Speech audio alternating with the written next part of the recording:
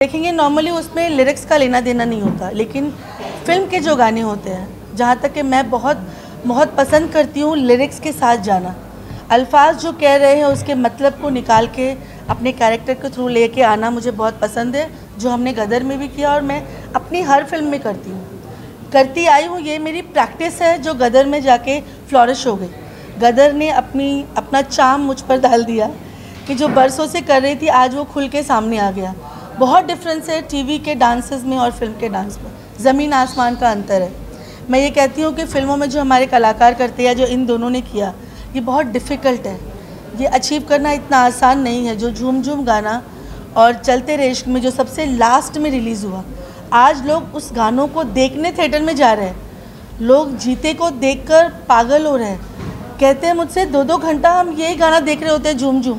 हम 2-2 घंटा चलते रे इश्क में देख रहे होते हैं। मेरे घर में, मेरे ख़ानदान में, मेरे पड़ोसी सब वॉचमैन वगैरह में उतरती हूँ तो ये गाने देख रहे हैं दोनों। ये देखिए क्या कला की बात है कि इनकी मेहनत कैसे रंग लाई है। हमारे भी इंस्टाग्राम के रील्स ये भर चुके हैं। एग्जैक्टली, ये बहुत बड़ी बात है अपने आप में। ये है कि भाई अब यहाँ सराहा जा रहा है। दोनों के गाने लास्ट में रिलीज़ हुए, वो भी पूरे गाने यूट्यूब पे। लोग यूट्यूब पे देखकर फिर थिएटर में जा रहे हैं। मुझे आज टिकट नहीं मिली, तो ये वही चीज़ है कि audience were ready all the time to accept. We were not giving. The industry masses को भूल चुकी थी मुझे लगता है, बट वही हमारी ऑडियंस है। हम सिर्फ एक क्लास के लिए फिल्म बना रहे थे, बट अनिल जी की सारी फिल्में आप देखिए उठा के, उन्होंने हमेशा पूरी ऑडियंस के लिए फिल्म बनाई, हमेशा। और ये गदर के साथ एक बहुत बड़ा बदलाव आया है कि I am so proud and thankful that we are part of Gadar के। लोग अब ये नहीं बोल रहे कि अरे वो साउथ की फिल्में RRR वो हिट हुई थी। लोग बोल रहे गदर हिंदुस्तान की ब्लॉकबस्टर है। ये कितनी बड़ी बात है, क्योंकि अगर आप देखें तो यही किया है जो हर घर की कहानी है। वो इमोशन, वो फैमिली का, बाप का ढूंढना, वो जीते जीते पुकारना, मतलब दिल रुक जाता है जब वो अपने बेटे को ढूंढता है या बेटा बिछड़ जाता है। ये हमारे घर घर की कहानी है। हम कहीं ना कहीं भूलते जा रहे थे। हमको लगता था कि नहीं, सिनेमा पे घर मत दिखाओ, घर में तो हम करते हैं, सिनेमा में कुछ और दिखाते। बट लोगों ने ये साबित किया कि हमें वही देखना है, हमें वहीं से कनेक्ट होना है, हमें अपनी ज़मीन ही देखनी है, जो अनिल जी ने प्रूव कर दिया। हमारी इंडस्ट्री में कई ऐसे एग्जाम्पल्स हैं जो कोरियोग्राफर सक्सेसफुल रहे, वो आगे चलकर डायरेक्टर बने। आपका भी क्या कुछ इस तरह से प्लान है? नहीं, मुझे अच्छी कोरियोग्राफर रहने दो हमारे पास। हमारा थोड़ा है, मतलब मैं लोगों को लाना चाहती हूँ। वो दिन शायद दूर नहीं, बट मैं यही बोलती हूँ कि मुझे लोग बोलते आए हैं कि आप डायरेक्टर की तरह करती हो, लेकिन मैं ये बोलती हूँ कि मैं कोरियोग्राफर्स को इस जोन में लाना चाह रही हूँ।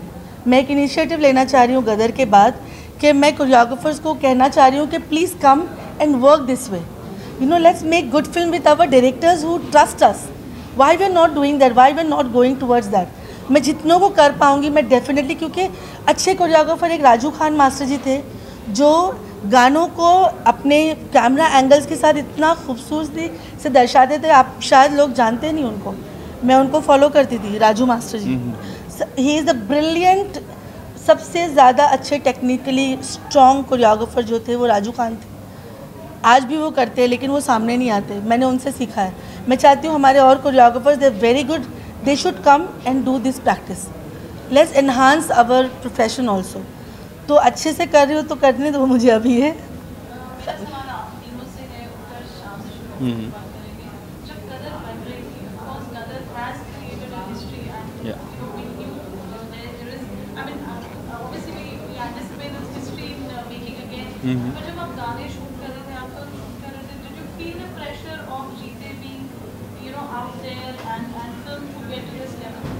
ऑब्वियसली एक रिस्पॉन्सिबिलिटी बहुत बड़ी थी हम सबके कंधों पे।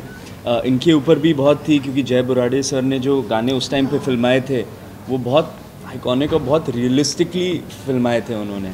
तो इनके लिए भी बहुत चैलेंज था। हर टेक्नीशियन जो जुड़ा हुआ था, हर एक्टर जो जुड़ा हुआ था, सबके लिए चैलेंज था। मेरे लिए एक अलग टाइप का था, क्योंकि वो एक बचपन का किरदार था, वो बड़ा हो गया, उसको किस परपक्ष में पेश करूं, उसको किस तरीके से दिखाऊं, वो क्वालिटीज़ रखनी ज़रूरी थी जो उसके बचपन की लोगों को पसंद थी, जो उसकी ज़िद थी अपने फादर के साथ, जो उसका प्यार था अपनी माँ के साथ। वो सब चीज़ें रखनी बहुत ज़रूरी थी इस कैरेक्टर में, और साथ ही साथ उसको ग्रो भी करना था। एक एज एन एक्टर चैलेंजेस पसंद होते हैं, तभी हम एक्टर बनते हैं। तो उसका पूरा आर्क ही ये है कि एक वो नासमझ सा नौजवान है और फिर वो पिक्चर के एंड में जवान बन जाता है, आर्मी का जवान बन जाता है। एंड आई थिंक एक इंटरेस्टिंग कैरेक्टर मुझे मिला करने को। और एक प्रेशर का एक ऐसा सिचुएशन बताता हूँ आपको। मैं निकला गड्डी लेके कर रहे थे एंड ये एक्सक्लूसिव है आप सबके लिए। तो हाँ, वो कर रहे थे। है। अब उसके पहले जो पिक्चर में हमने नहीं दिखाया, उसके पहले कुछ बाइक स्टंट कर रहे थे हम, तो उसकी रिहर्सल थी एंड स्टंटमैन से भी नहीं हो रहा था, तो मैंने कहा मैं कर लेता हूँ।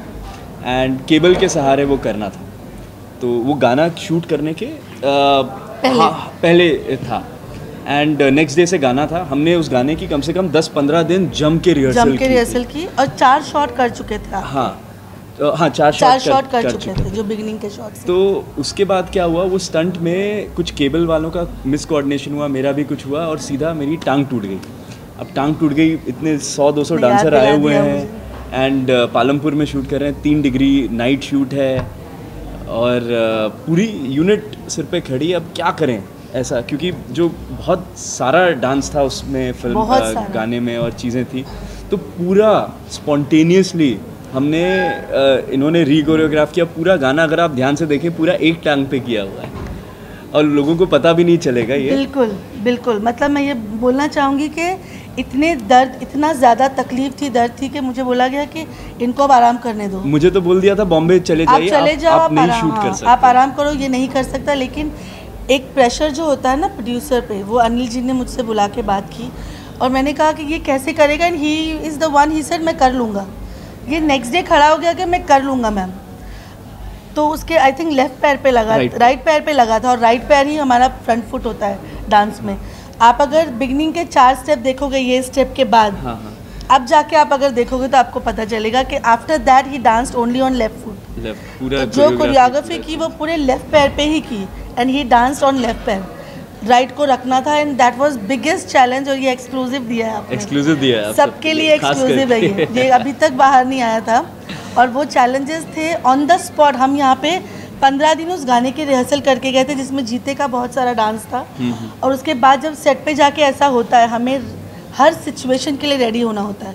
हम 7 दिन कोल्ड वेव में काम कर रहे थे और उसमें ये सिचुएशन आए और इसको सबको, अगर ये खड़ा नहीं होता जीते कि मैं करूँगा, तो शायद मैं भी नहीं कर पाती। एंड ही सेड मैम मैं करूँगा, हिम्मत करूँगा, मैं कर लूँगा। और उसके बाद he never said no and he did. Sunny sir का जो पूरा डांसिंग है, हाँ, याद है, he did the whole thing. Second day ही उसने वो डांस किया, सनी सर के साथ पूरा डांस करना, ये स्टेप करना। तो ये भी एक चैलेंज की बात है कि मंजे हुए कलाकार भी हार जाते हैं वहाँ पर। यू नो, उत्कर्ष ने हिम्मत, टीम वर्क था, इट्स अ टीम वर्क। हम हर गाने में हमारे साथ हर गाने में कुछ ना कुछ हुआ है। लेकिन ये जो तुम प्रेशर की बात कर रहे थे, कि ये प्रेशर से ज़्यादा एक जिम्मेदारी थी। यू नो, कि जैसे नजीब भाई हमारे कैमरामैन, वो भी बोलते थे कि मैंने पहली फिल्म भी शूट की है, लेकिन अभी मुझे बहुत सही करना है। ये ज़माना 22 साल बाद बहुत अलग दौर में है हम। फाइट मास्टर, कॉस्ट्यूम, हर किसी के ऊपर प्रेशर नहीं था, जिम्मेदारी ले रहे थे सब। एंड मुझे याद है कि हर गाने के पहले मैं 3-3, 4-4 रात सो नहीं पाती थी। मैं बिल्कुल ऐसे उठ के बैठ जाती थी कि नहीं, मुझे कुछ और क्रिएट करना है। और मैं अपने ख्यालात को रिकॉर्ड करना चालू करती थी। मैं रिकॉर्ड करती थी और अपने असिस्टेंट्स को भेजती थी कि इसको लिख के रखो। तो वो प्रेशर नहीं था, मुझे प्रूव करना था अपने आप को कि मैं सेंसिबली क्या करना चाह रही थी इतने साल से। ये गदर में मैंने अपने आप को भी प्रूव किया है। और दूसरा, जय मास्टर जी, उन्होंने इतने कल्ट गाने किए, इतने खूबसूरती से पिक्चराइज़ किए कि लोगों के दिमाग में वो छाप बैठी हुई थी। अगर मैं कहीं गलत जाती, वो गलत हो जाता। मैं गलत करना चाहती नहीं थी। मैं वैसे भी जो रिक्रिएटेड गाने होते हैं, मैं हाथ तभी लगाती हूँ उनको नॉर्मली जब मैं उसके साथ इंसाफ कर पाऊँ, वरना मुझे बहुत दुख होता है, तकलीफ़ होती है जब कोई